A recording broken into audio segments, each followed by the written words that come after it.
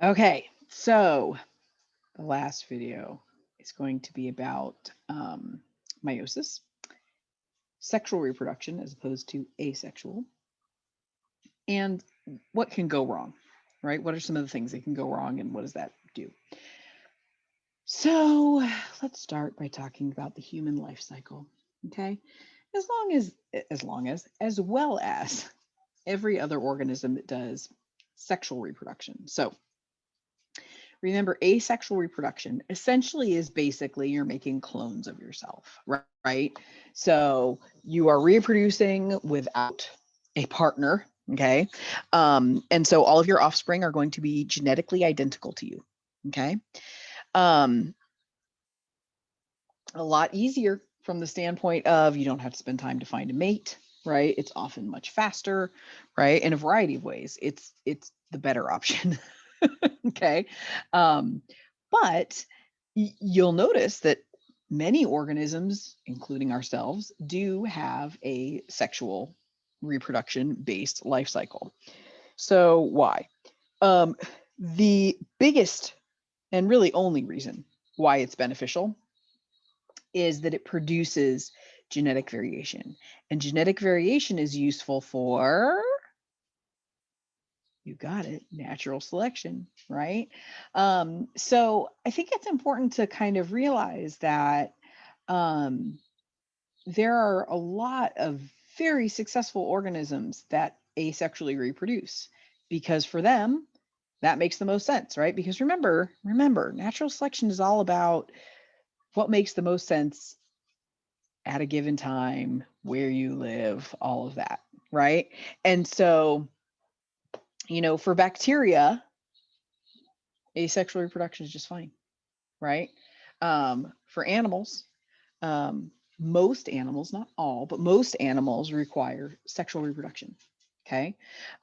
Because it produces more genetic diversity. And the benefit of having genetic diversity is that if some of your offspring don't make it, guess what? Other ones might because you have that variation.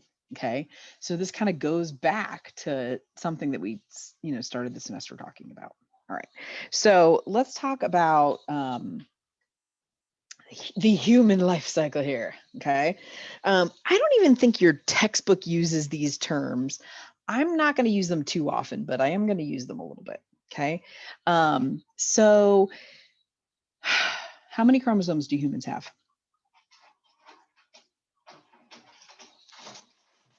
Linus, stop. Sorry, I got a bad dog. 46 chromosomes. Okay. All right. Now, when we produce our gametes, right, the process that leads to the production of gametes is called meiosis. Right. And those gametes, right? So remember, gamete is the general term for eggs and sperm, right? And those gametes have only half of that number. So they have 23 chromosomes, right? And this should sound familiar, if not directly, it should sound vaguely familiar because remember when we were talking about genetics and we talked about how, everybody has two alleles for every gene and, when you reproduce, when you make your gametes, they separate. So this is the, sorry, I have to deal with dog drama.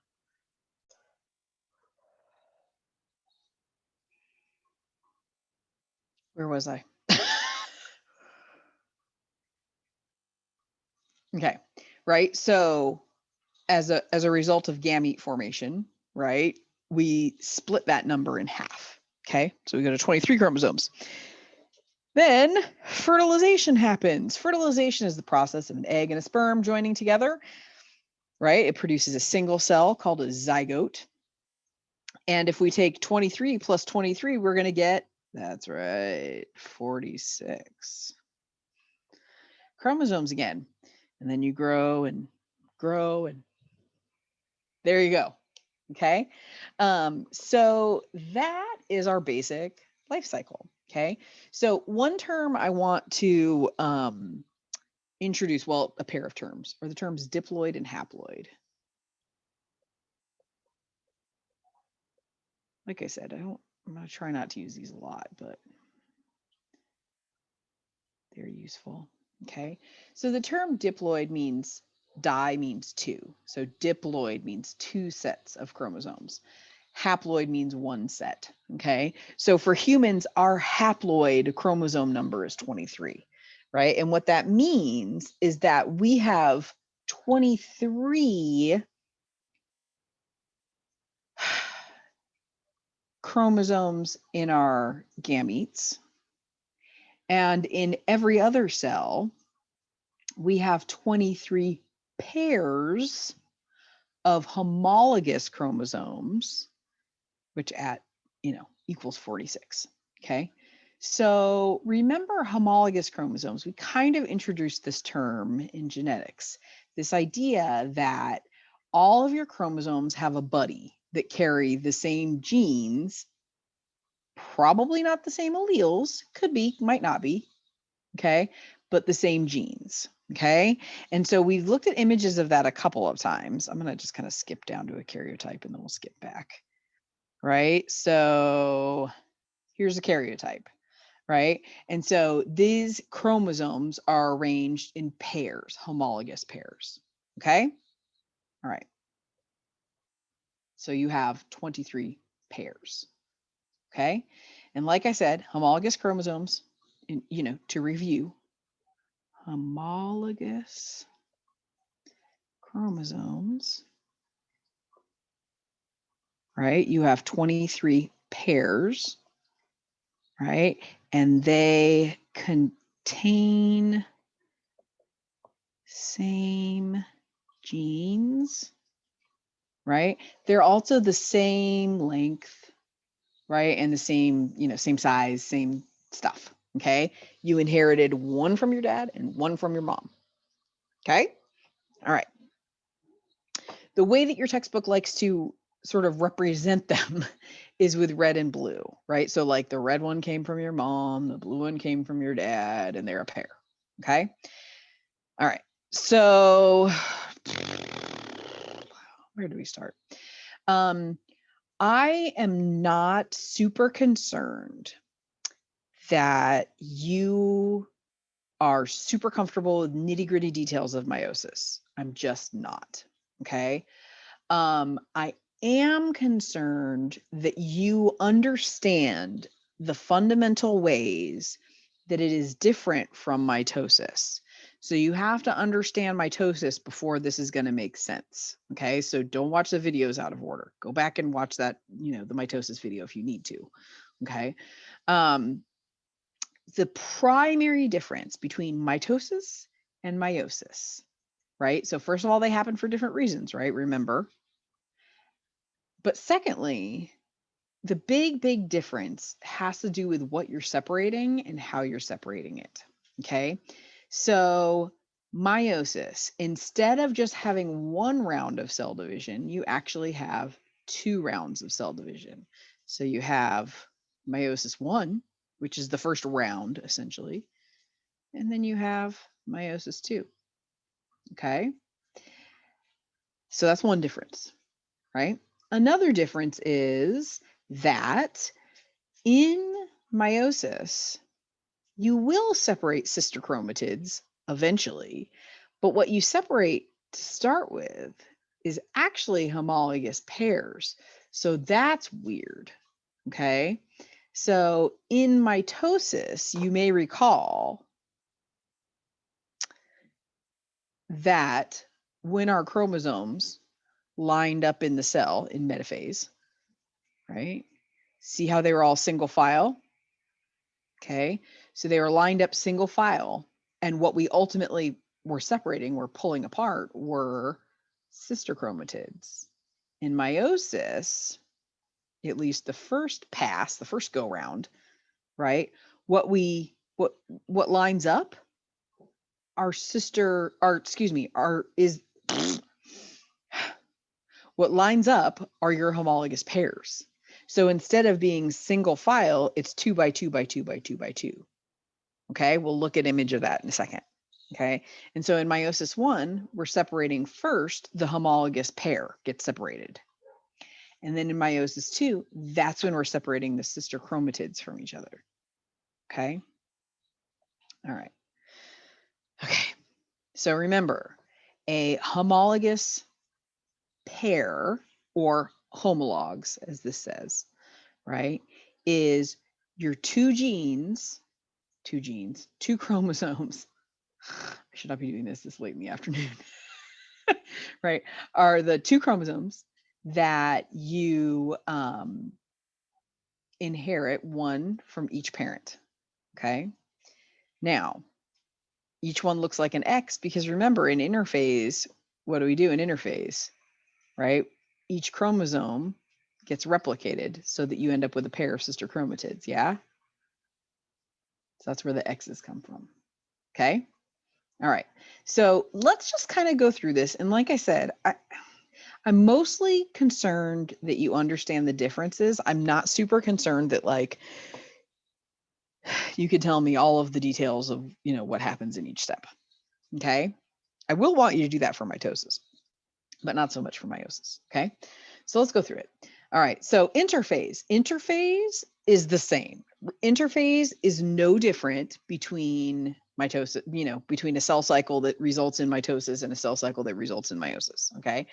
Interphase, remember, is the cell is just doing its normal thing. In the middle-ish of interphase, the DNA strands, the chromatin, is replicated so that you end up with sister chromatids that are identical to each other and they're attached together. Okay. All right.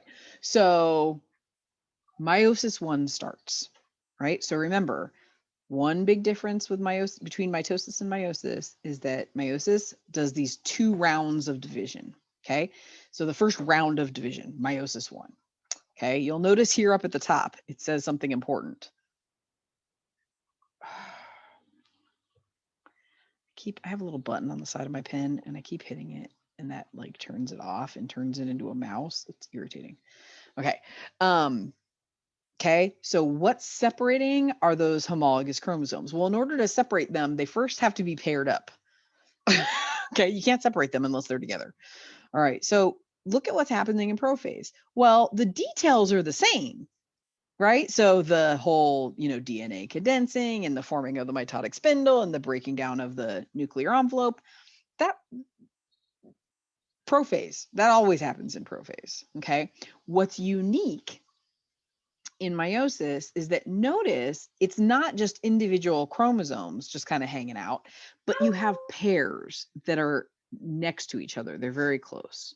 Okay. So in this particular example, right, this is not in your book, by the way. I don't really like the images in your book very much, so I'm going with these.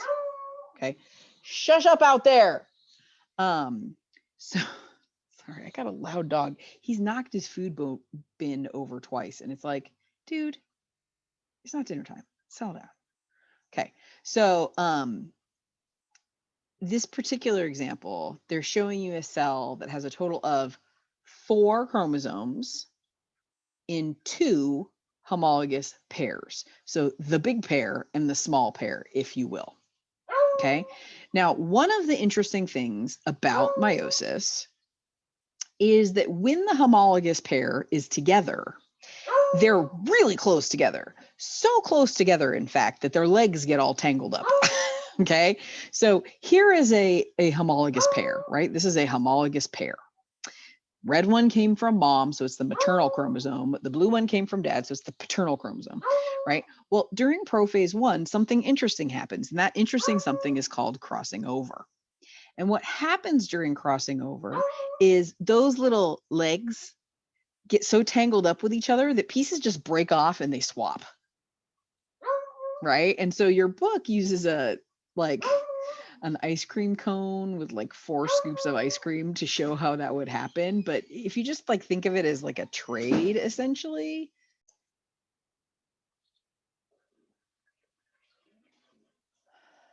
The lock on the door is broken, so I can't lock the kids out.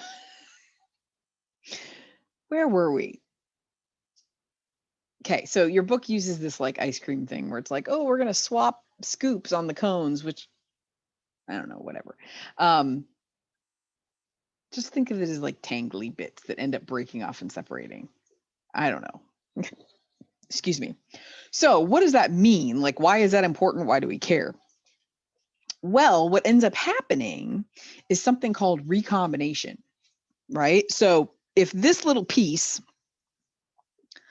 of this chromosome here and this little piece of that chromosome, the blue one behind it, break off and switch, then guess what? Now this chromosome, oh, come on. Can you just, it's one of those afternoons. This chromosome, the paternal chromosome, now has some parts that are actually maternal.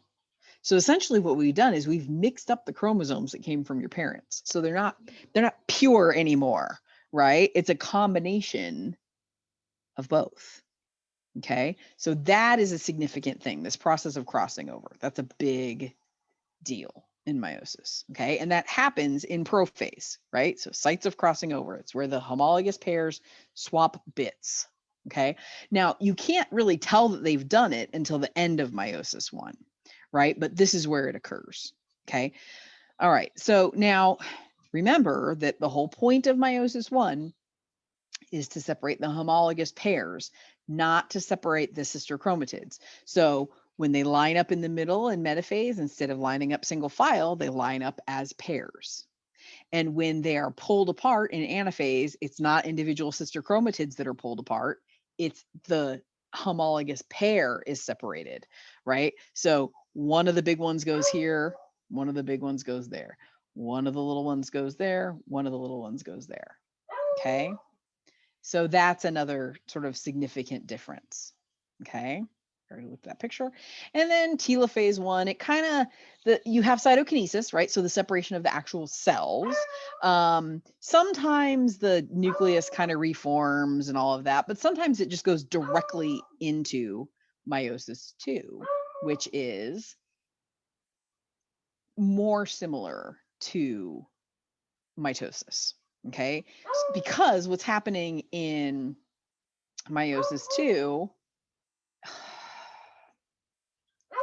is that it's sister chromatid separating, which you're familiar with, okay? Because that's what happened in mitosis, okay? So what does that look like? All right, well, the DNA condenses if it needs to, a mitotic spindle reforms, yada, yada, normal, prophase events. But now what lines up in the middle, instead of a pair, because the homologs have been separated from each other, individual chromosomes line up single file. Okay. And what gets separated in anaphase is sister chromatids, not, the pair of chromosomes. Yeah. And by the time you've done meiosis 2, now we have one, 2, 3, 4 cells. Okay. All right. Now there's one other really important bit. And this is something that we kind of alluded to when we were talking about genetics, but we're going to get into it now. And that is independent assortment.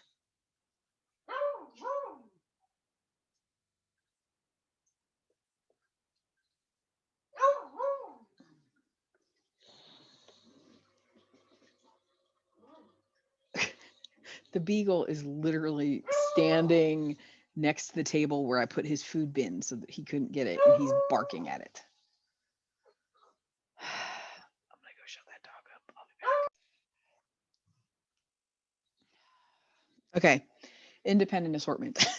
So we talked about this, excuse me, we talked about this briefly in genetics, and I told you it would make more sense when we talk about it now. Okay, so it's now, it's time. So what is independent assortment? So when we talked about it in genetics, we were talking about the idea that individual genes usually don't get inherited together. They usually get inherited separately, which is why in a dihybrid cross, like with our dogs with, their coat color and deafness, right? You could end up with different combinations of those two traits, right? Okay.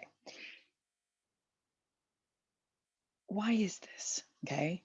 The reason is that every time the homologous chromosomes line up 2 by 2 in metaphase, remember that happens in metaphase 1, okay? The metaphase in the first round of meiosis, right? So in metaphase, which one ends up on which side is completely independent for each pair, okay? So in this example, remember, we're looking at an example where there's, what did I say? There's 2 pairs, the big pair and the small pair. So a total of 4 chromosomes, 2 big, 2 small, okay? And so they may line up so that the big one and the small one that are red are on the same side, and the big blue and the small blue are on the same side, so that when they separate, this cell has both red, this cell has both blue, and then when they separate again, right? So you're following things separating, okay? Or they could end up this way, so that you have big red is with little blue, and big blue is with little red, okay? This is for only how many chromosomes again? 2 pairs, so 4 chromosomes, okay? And it produces different combinations. Now, if that's the amount of combinations that exist for only 4 chromosomes, imagine what happens if you have a total of 46 chromosomes, 23 pairs, okay? So the way that you do that math is because it's each pair is 2 chromosomes, right? 2 to the 23rd power, math, means that there are 8 million possible arrangements of chromosomes, okay?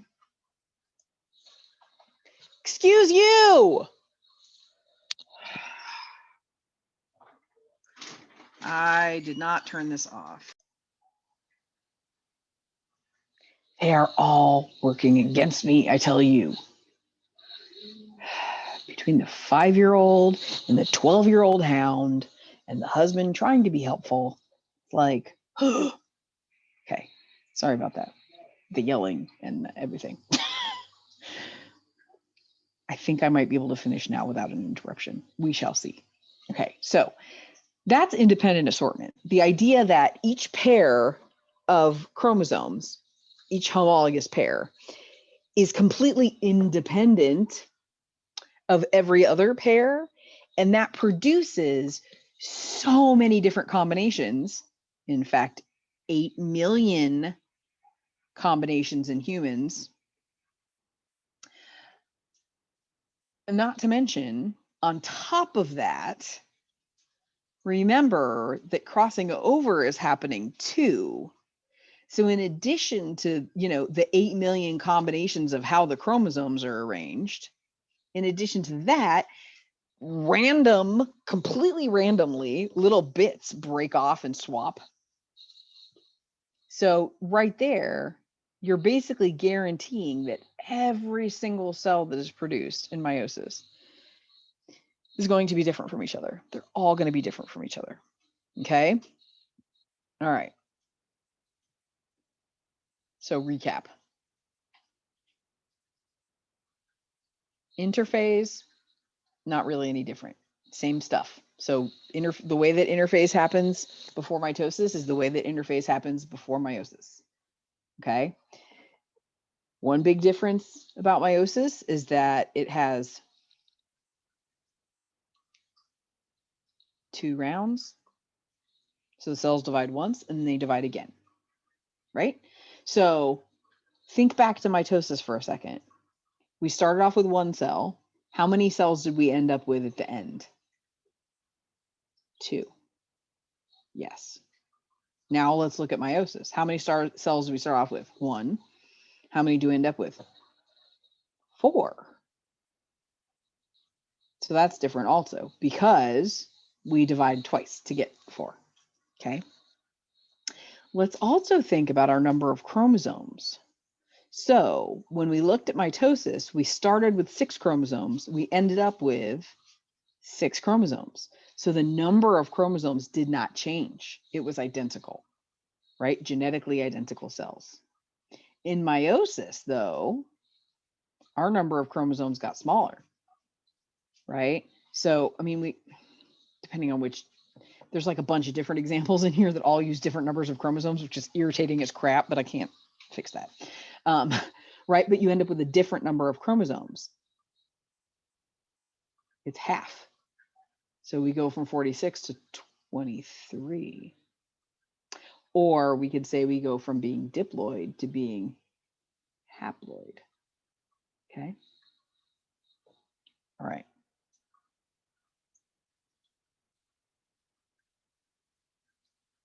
So if we start with 6, they're duplicated in interphase. We separate the homologous pairs, right? So we separate the 2 bigs from each other, the 2 mediums from each other, and the 2 smalls from each other. And then we separate the sister chromatids, right? Plus crossing over happens in here too, plus independent assortment. Okay. All right. There's one more source of variation. So far, the variation that we have discussed is crossing over, all that swapping back and forth. And then independent assortment is another source of variation. The third source of variation is that we make multiple eggs and sperm, right? Now, in us anyway, in humans produce, well, we release 1 egg at a time, typically, not always.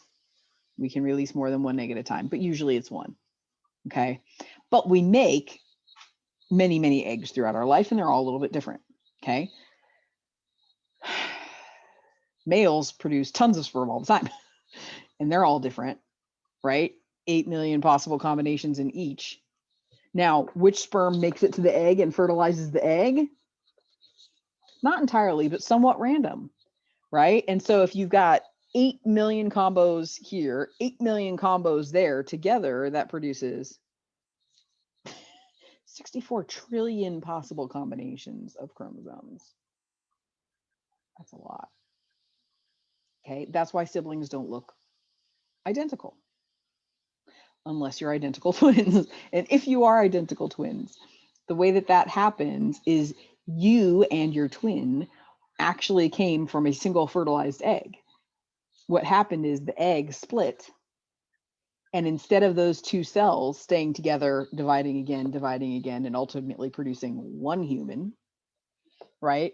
Early in embryo development, somehow the ball of cells got separated, and each of the balls of cells turned into a separate person.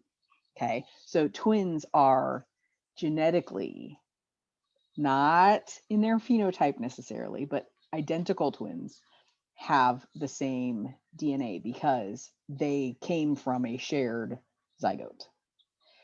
Fraternal twins, the other kind of twins, are just twins where there were 2 separate eggs that got released instead of just 1, and there were 2 separate sperm. And so fraternal twins, while they grow in mom's uterus at the same time, genetically they're just like regular siblings. I got another interruption. So fraternal twins are essentially just like regular siblings that happen to have been conceived and develop at the same time. But as far as their genetic relatedness, it's no different from, other siblings, right? So this is why fraternal twins can be boy-girl twins, right? Because they're not genetically, I mean, other than, the normal genetic similarities between siblings, they're not sharing DNA beyond that, right? It's not identical. Okay. Anyway. All right. So that's another source of variation. Okay. So let's watch this little video. I'm going to watch it with you.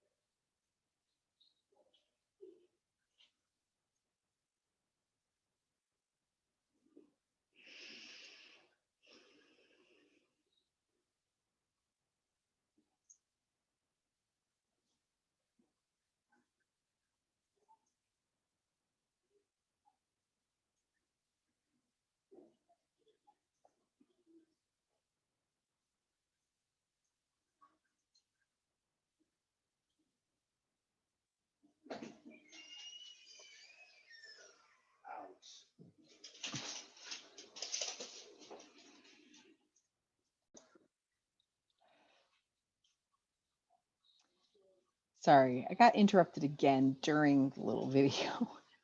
Um, Here's what I want. It's not a very long video. It's 3 minutes. Okay. Watch it in the PowerPoint yourself. Okay. Because I'm struggling anyway to keep people out of this room. Okay. So anyway, all right. So check that out. I mean, it basically says what I said, but maybe hearing it again or watching it live is helpful. Okay. So one last thing about meiosis, and then we're going to talk about things that can go wrong in meiosis. So this image is from a different textbook, and it's kind of overwhelming if you look at the whole thing all together. But the purpose of this diagram is to highlight the differences between mitosis and meiosis. Now, in your book, they do this as well, and they do it in section, oh, where is it? 5.9, is it 5.9? Yes. So 5.9, they do a great job of comparing mitosis and meiosis, right? What are the similarities? What are the differences? I didn't include it in the PowerPoint because it just didn't fit well into one slide. And if you look at the separate parts, it's really hard to look at. So it's page 120 and 121. I'll even like wave this at you. It's not going to work because you're not going to be able to see because of the background. Never mind. Okay. Check that out because it does a really good job, right, of comparing them. If you don't like this diagram, this does it. Okay. So the first thing it compares between meiosis and mitosis is the where. Well, there's only one place in your body where you do meiosis, and that is in the cells that produce gametes. So in your gonads, collectively, that's what they're called, specifically the testes and the ovaries. It totally made me laugh because in the PowerPoint, they had them mislabeled. They had the label ovaries pointing to a guy and the label testes pointing to a girl. And it was like, I mean, not usually, no. Okay. So that's the where, right? So meiosis is happening in gonads. Mitosis is happening in all of your other cells aside from your gonads. When, right? Well, meiosis is, since it's gamete formation, in males, it's happening from puberty until you die. In females, it starts before you're born, but it completes if it only if the egg gets fertilized, which is kind of interesting. Whereas mitosis is happening throughout your entire life, right? What happens? Well, one diploid cell produces 4 haploid gametes in meiosis. In mitosis, one diploid cell produces 2 diploid cells. Okay, how? I'm not going to get into that, right? Anyway, okay. So look at that little comparison. I just said it out loud, but look at the comparison. It's really good. That section is very clear. Okay. That's fundamentally what I want you to get out of this. Okay. And just the way that meiosis contributes to genetic variation, right? So the punchline is this: organisms that do sexual reproduction do it because of the 3 ways that sex increases genetic variation: crossing over, independent assortment, and random fertilization. Okay. All right. What happens if things go wrong? Before we get to that, let's look at a karyotype again. So we actually looked at this in the genetics section a little bit, I think. Okay. So, maybe we don't need to spend as much time, but remember you have 22 pairs of autosomes, remember, and you have your pair of sex chromosomes. Okay. Now, what this image is showing you is it's showing you how they make one of these diagrams. Literally, what they do is they take a cell out of your body that is undergoing mitosis. Specifically, it's in metaphase, and they take a photo and then they cut out the pictures of the chromosomes and line them up. Right? It's all done digitally now, but back in the day, it was literally a photograph through a microscope. It's crazy. Okay. So this is all labeled with all the significant parts and all of that. Okay. So because our lady here is in fact a lady. 2X chromosomes. This is what it looks like if you're XY. Because remember, Y's are little. I like mocking them. Okay. And you already know this, right? The whole like, how do you get boys and girls, right? X's and Y's. X and Y. Okay. Here's another karyotype. Is this a karyotype for an individual that's male or female? Female. Good. How about this one? See how they look weird, right? These are like actual photos. Yeah. Okay. One last big topic, and that is something called non-disjunction. So let's talk about that word. The word non-disjunction is a double negative. Okay. So a junction is a connection between two things. So disjunction is a separation, because if junction is connection, disjunction is a separation. Non-disjunction means a failure to separate. Okay. So what happens in non-disjunction is an error occurs. It can happen in meiosis 1 or it can happen in meiosis 2. But fundamentally, what's happening in non-disjunction is a failure of either a homologous pair to separate or the failure of two sister chromatids to separate from one another. And what this does is it produces gametes that have the incorrect number of chromosomes. Okay, so in this example, there's 4 chromosomes, right? And so a normal gamete would have 2, one big and one little, right? Because we're going from diploid having 2 sets to haploid having 1 set, right? So it should go from 4 to 2. So those are normal. Okay. But if there's a failure of something to separate, then some gametes end up with an extra chromosome and some end up missing a chromosome. Okay. That's what the n plus 1 and n minus 1 means. N is the normal number of chromosomes. Okay. So here is the illustration from your book that shows this concept, right? So normal situation where you have an ovary cell that is diploid, 2N means diploid, 2 sets, undergoes meiosis, produces an egg. It is haploid, right? N is 23. Fertilization occurs between a sperm that was also produced normally, and you end up with a zygote that is 2N, 46, normal, everything's normal. Okay. Non-disjunction. In this case, they chose to show non-disjunction happening in an ovary. We'll talk about why in just a minute. So you end up with an egg that has either 1 extra chromosome or it's missing a chromosome, right? They're showing the sperm are normal, right? And so the zygote then has 1 extra or missing 1, okay? All right. So what happens when you have too many or not enough chromosomes? In animals, the effects of having extra or too few chromosomes totally depends on which chromosome it is. Okay. So certain chromosomes, if you have extra, it does almost nothing, right? So for example, if you end up with an extra X chromosome, it's not that big of a deal. You might not know, right? It might not affect your life that much. An extra Y, same, probably won't affect your life that much. Okay. But some chromosomes, if you end up with an extra, it is lethal, right? So embryo stops developing at some point, leads to miscarriage. Okay.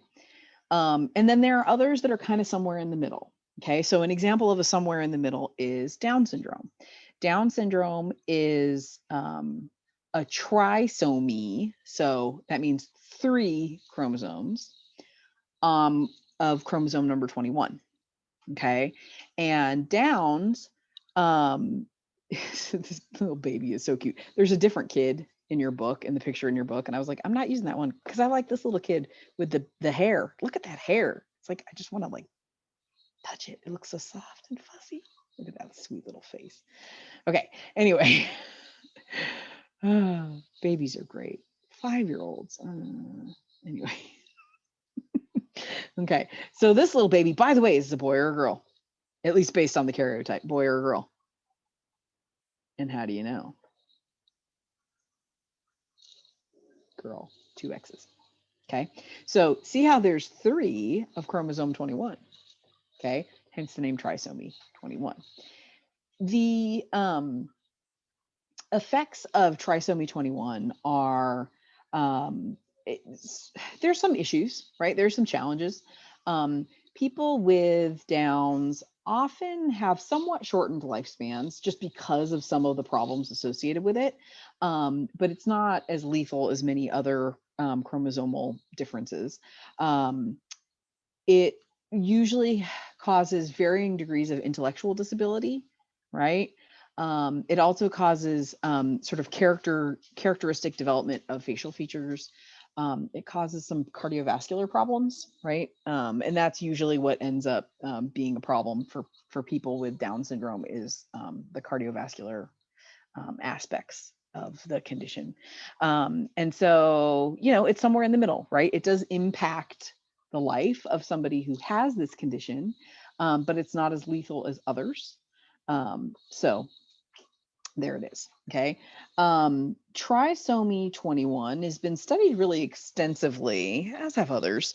And the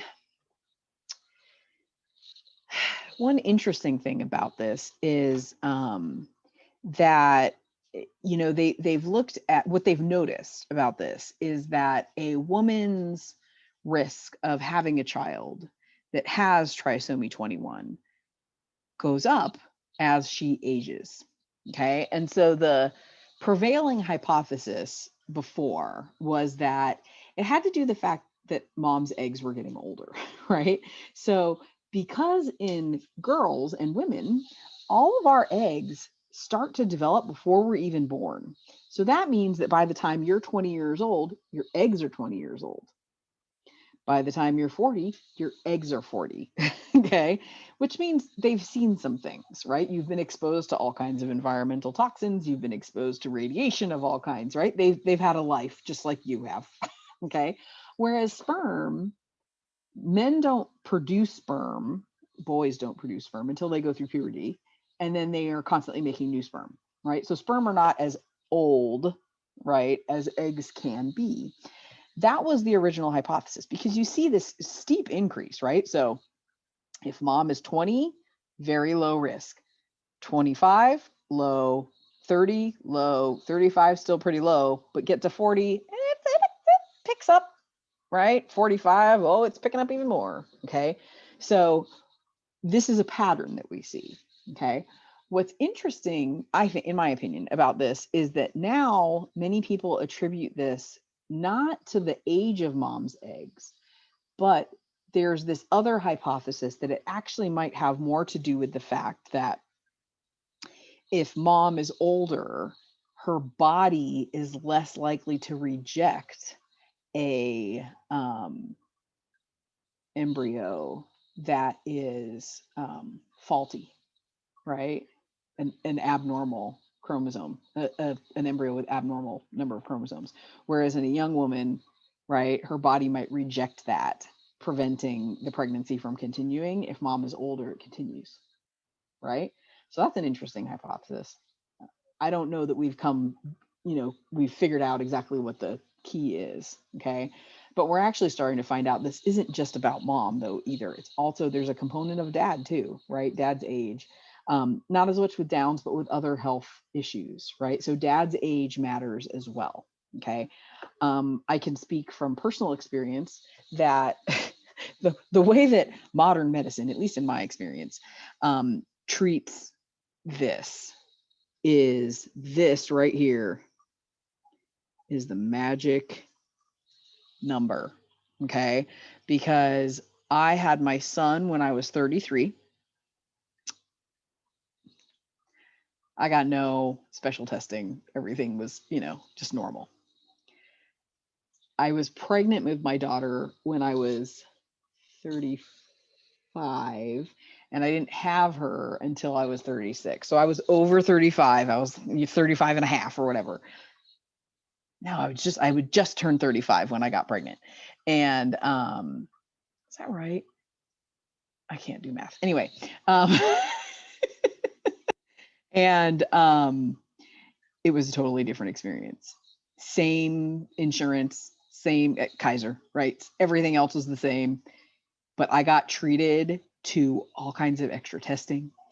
I had genetic counsel. I had a genetic counselor talk to me.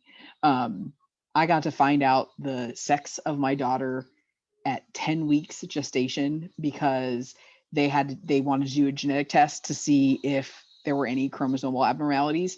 And if they're looking at chromosomes, they can see X's and Y's, right? If they're looking at chromosomes. And so, the genetic counselor is like, you know, I can tell you if you want to know. And I was like, yeah, I'm not the kind of person that likes surprises about stuff like that. So please tell me. Um, so yeah, we knew she was a girl like from, day one. It seems, right? Totally different experience, right? And it's also really funny because if you are over the age of 35 and you're pregnant, there's all kinds of words that get thrown around that are really uncomfortable, like geriatric, right? They call it a geriatric pregnancy. Geriatric. Really? Really? Anyway, it's still on my medical record, by the way, right? Like if I look at my, ongoing medical history, it's like geriatric pregnancy. That's great. Thanks for that. Way to make a girl feel young. Anyway, okay. All right. So that's why they care, right? Because your risk of all kinds, not just Downs, but other chromosomal abnormalities goes up with mom's maternal age. Okay. Um, it is not just autosomes, right? The pairs 1 through 22 that can be problematic with chromosomal differences, but there are abnormalities in sex chromosomes too. Okay.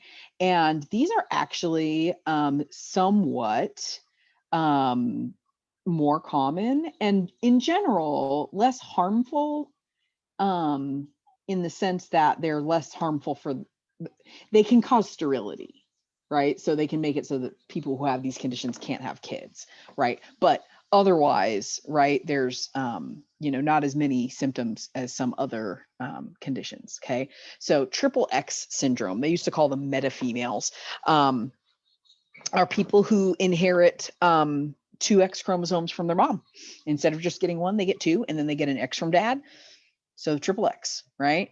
A little taller than average. They might have some intellectual disabilities, but very slight. And that's it. Otherwise, no problems. Okay.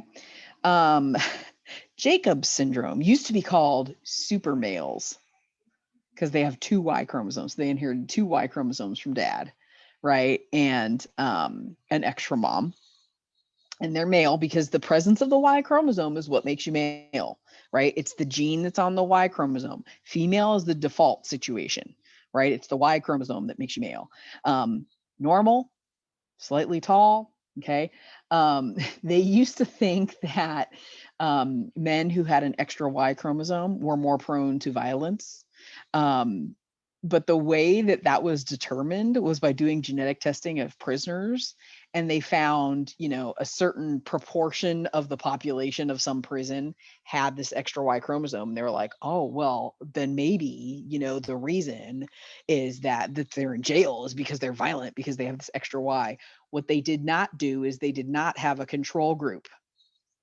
So they did not compare it to genetic tests in, the general population. It turns out that in prisons, the percentage of individuals that have an extra Y chromosome is the same as the general population. Bad study, no control group. Okay. XXY, Klinefelters, typically sterile, because now we're getting sort of complicated with the having a mixture of things, right? So you have a Y chromosome, but you have another X, and okay. And so Klinefelters leads to sterility because of the Y chromosome. They appear male, but genitalia is often, not typical. There's often some sort of female features along with male genitalia. Okay. And Turner is when somebody has just a single X, they don't have a second one. And so once again, female by default. Okay. But they're also going to be sterile and they don't go through puberty the same way, right, as a typical female. Okay. Right. So these conditions are actually fairly common, and often people either don't know that they have these chromosome or abnormalities at all, particularly if they're triple X or they have Jacobs. Unless you have some reason to get tested, you might not have any idea. Yeah, because okay, she's a little tall. Okay, he's a little tall, right? But there's no reason to even find out if you have those, right? Others you would find out, around puberty when puberty doesn't go the way that it normally would. Okay, but the punchline is this: um, sex determination is not as straightforward as you think it would be. Okay, so anyway, okay, things happen, weird things happen as a result of non-disjunction, right? So both of these, or I shouldn't say both, all of these sex chromosome abnormalities and Down syndrome, trisomy 21, are all a result of non-disjunction. Okay. All right. One last thing just for fun. The way that sex is determined in different species varies wildly. So in humans, we have X's and Y's, but in other animals, it's not based on that, right? So turtles, for example, sex determination is controlled by how warm the eggs are when they're incubated. So if they're warm, they produce a female. If they're cold, they produce a male, right? In ants, bees, and wasps, females are diploid, males are haploid. They only have one set of chromosomes. Weird. Okay. In birds, it's kind of the same as humans, but it's like flip flopped. So having two of the same chromosome makes you male, having two different chromosomes make you female. Right. So it varies quite a bit throughout the animal kingdom. Okay. Is the punchline.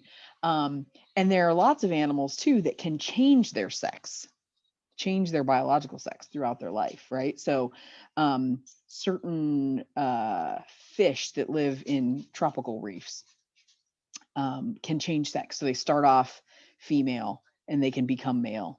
And then sometimes they can even go back to being female. It's wild. It's wild, right? So sex is not as straightforward as you think it is. It's the punchline, okay? I included a little picture of some stages of cell division for you to practice if you like. But that's it, okay? Cell division.